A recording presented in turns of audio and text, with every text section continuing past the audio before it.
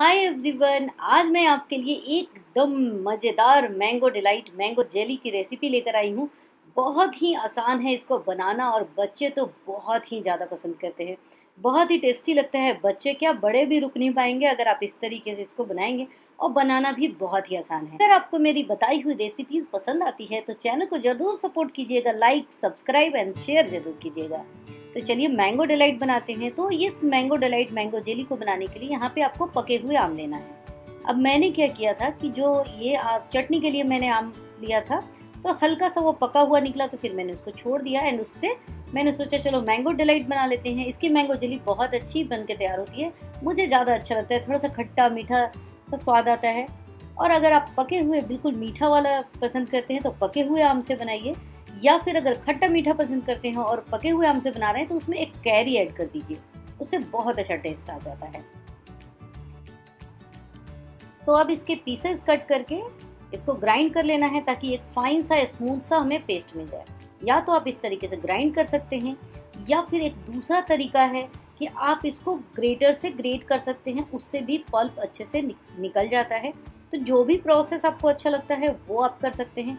अगर आप ग्रेटर से इस तरीके से ग्रेट करते हैं तो आपको ग्राइंड करने की ज़रूरत नहीं होगी। तो पीसेस कट करके या ग्रेट करके जैसे आपको इजी लगे वैसे कर लीजिए। मैंने ग्राइंड कर लिया था इसको, देखिए इस तरीके से स्मूथ सा एक पेस्ट मैंने बना लिया है।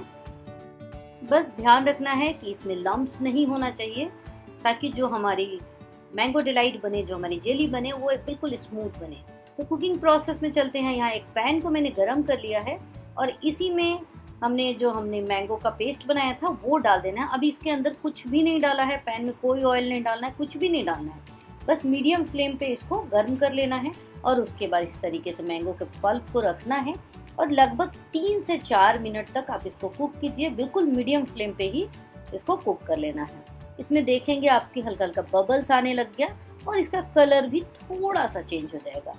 बिल्कुल देखिए इस तरीके से जो मैं दिखा रही हूँ, बिल्कुल इस तरीके से हो जाएगा। हल्का हल्का ड्राई हो गया और कलर भी हल्का सा चेंज हो गया। तो जब ऐसा हो जाए तो अब बारी है, कुछ मसाले ऐड करते हैं। इसमें हल्का सा काला नमक मैंने ऐड किया है और थोड़ा सा इसको चटपटा बनाते हैं। और यहाँ पर हमें डालना है ब्लैक पेपर और इसको और मज़ेदार बनाने के लिए चाट मसाला ऐड करेंगे तो बहुत ही टेस्टी, बहुत ही मज़ेदार बनके ये तैयार होगा। तो ये सब थोड़ा थोड़ा सा ऐड कर लीजिए, अपने टेस्ट के अकॉर्डिंग आपको इसको ऐड कर लेना है और इसको फिर हल्का सा, और अगर कोई लम्प्स रह भी जाए तो इसी तरीके से हल्का सा उसको प्रेस करिए स्पैचुला से और उसको चलाते हुए मिक्स कर दीजिए ताकि ये लम्प्स बिल्कुल रिमूव हो जाए।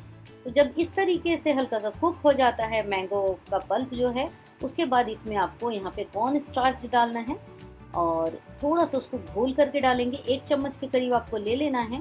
तो ये क्या करेगा कि जेली वाला जो फॉर्म आता है वो इसी से आएगा। इसको घोल लेना है और इसको हमारा जो मैंगो पल्प है उसी में ऐड कर देंगे। और ऐड कैसे करना है, तो थोड़ा थोड़ा, एकदम से आप सारा नहीं ऐड करना है, थोड़ा सा ऐड करिए और मिक्स कर लीजिए और फिर बाकी का फिर ऐड करना है। ऐसे थोड़ा थोड़ा करके आपको ऐड करना है और एकदम से इसको अच्छे से मिक्स कर लेना है ताकि इसमें भी कोई भी गुठलियाँ नहीं रहनी चाहिए। तो ये एकदम अच्छे से मिक्स हो जाए इसके लिए मैंने विस्कर ले लिया है और विस्कर से ही इसको चलाते हुए अच्छे से मिक्स कर लिया। थोड़ी देर इसको कुक कर लेना है और ये देखिए हल्का थिक होने लग गया और जो कॉर्नर्स में चिपक जाए उसको भी आप इसी में मिक्स करते हुए चलिए और इस तरीके से ये थिक हो जाएगा। लगभग 3 से 4 मिनट में ये आराम से थिक हो जाता है। तो कंसिस्टेंसी मैं चेक करवा देती हूँ। ये देखिए इस तरीके की जब कंसिस्टेंसी आ जाए, ये जेली वाली फॉर्म बिल्कुल आ जाए, इट मीन्स ये हो चुका। तो गैस को बंद कर देंगे और इसको हल्का ठंडा होने देंगे। और जब ये ठंडा हो जाए तो किसी एक कंटेनर में हम इसको डाल लेंगे। इस तरीके का कोई एयर टाइट कंटेनर ले लीजिए। वैसे एयर टाइट ना भी हो तो भी चलेगा, बट इस तरीके का कोई कंटेनर में इसको डाल लेना है। ये बिल्कुल ठंडा हो जाए तभी डालना है। मैंने हल्का गुनगुना में ही डाल लिया था, बट आप ये गलती मत करना। और देखिए इस तरीके से ये अच्छे से बिल्कुल स्मूथ दिख रहा है ऊपर से। तो इसको यहाँ पे लिड लगा लेंगे और लगभग 4 से 5 घंटे, या फ्रिज टू फ्रिज डिपेंड करता है, आप इसको फ्रिज में 4 से 5 घंटे के लिए छोड़ दीजिए। और 4 से 5 घंटे के बाद देखिए ये प्रॉपर बहुत अच्छे से सेट हो चुका है। तो थोड़ा सा वैरी करेगा टाइमिंग, आप देख लीजिएगा। अच्छे से जब सेट हो जाए तभी इसको फ्रिज से निकालना है। अब इसमें क्या करना है, तो एक इस तरीके से पेपर ले लीजिए, या कोई आपको प्लेट लेना चाहें तो आप किसी प्लेट को ले लीजिए, और इसमें यहाँ पे मैं डालूंगी कोकोनट पाउडर। जो नारियल का बुरादा होता है वो ले लेंगे और हल्का सा उसको स्प्रेड कर देंगे, ताकि जो हमारा मैंगो डिलाइट है वो बहुत ही मज़ेदार लगे। वैसे तो इसमें नाइफ घुमाने की वैसे ज़्यादा ज़रूरत नहीं है, बट अगर आप घुमा लेते हैं तो बिल्कुल स्मूथ बहुत अच्छे से ये निकल जाएगा। तो ये बिल्कुल अच्छे से देखिए, इसको अब मैं आराम से पलट रही हूँ, बिल्कुल ध्यान से आप इसको पलटना है, नहीं तो ये गिर जाएगा। देखिए इस तरीके से आप पलट लीजिए तो बिल्कुल शेप जो है वो बना रहेगा। और पलटने के बाद इसको अपने मनचाहे शेप में आप कट कर सकते हैं। तो मैंने क्या किया है, इसके पीसेस कट कर लिए हैं, और थोड़ा सा मैंने इसमें राउंड वाला भी रख लिया है। तो इस तरीके से यहाँ तक मैंने कट कर लिया है। बहुत इजीली आप इसको हल्का सा नाइफ को प्रेस करेंगे तो ये कट हो जाता है, और दूसरे साइड से भी इस तरीके से मैंने इसको कट कर लिया है। देखिए, और अगर आपको राउंड शेप लेना है वो भी मैं आगे दिखाऊंगी कि कैसे आप राउंड शेप में इसको बनाएंगे। तो इसके जो पीसेस हैं उस पर अगेन मुझे क्या करना है, कोकोनट पाउडर है उसका एक कोटिंग बनाना है। तो थोड़ा सा कोकोनट में और डाल रही हूँ कोकोनट पाउडर, और एक पीस को उठाना है आपको, इस तरीके से कोट करना है इसके ऊपर, और बस मज़ेदार मैंगो डिलाइट आपका बन के तैयार है। तो ये जेली, ये मैंगो डिलाइट तो बच्चे बहुत पसंद करने वाले हैं, इसको ज़रूर बना के खिलाइएगा। और मेरे इस तरीके से आप बनाएंगे तो बहुत टेस्टी बनेगा। देखिए राउंड वाला मैंने क्या किया, राउंड जो कटर आता है उससे कट कर दीजिए, और जो साइड वाला पीस है वो तो वैसे ही चट हो जाएगा। तो इस तरीके से ज़रूर बनाइए। और थोड़ा सा मैंने यहाँ पे पुदीने का पत्ता लिया और इसको इस तरीके से लगा दिया। देखिए थोड़ा सा डेकोरेट कर दिया इसको।